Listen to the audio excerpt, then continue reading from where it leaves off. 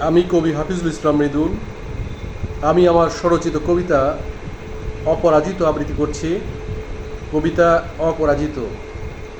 আমি পরাজিত নই জলোচ্ছ্বাস, বন্যা, মহামারী, গ্রীষ্মের তাপে কিংবা শীতে। এই পৃথিবীতে ক্লান্তি ভ্রান্তি জড়তা টুটিয়া, কাল স্রোতে পবন বেগে ছুটিয়া, আকাশ পাতাল কিংবা আরো দূরে প্রযুক্তি খুঁজিয়া রচিয়াছি বাস দুর্ভেদ্য প্রাচীরে। অন্ধকার ভেদিয়া ভাবিয়া তুচ্ছ, সর্প ব্যাঘ্র কিংবা বিচ্ছু, হিমবাহ গোড়ায় ধরায় ঠেলিয়া দূরে অসীমে, যত ম্লান জীর্ণতা কালো এনেছি আলো। আমি স্তম্ভিত হই মাঝে মাঝে, হয়তো বা কোনো সাজে, শিক্ষা সংস্কৃতি সভ্যতার পাদপীঠ রচনা কিভাবে সম্ভব হলো আমার দ্বারা। আমি তো ছিলাম অসহায়, হীন, দুর্বল, পথহারা।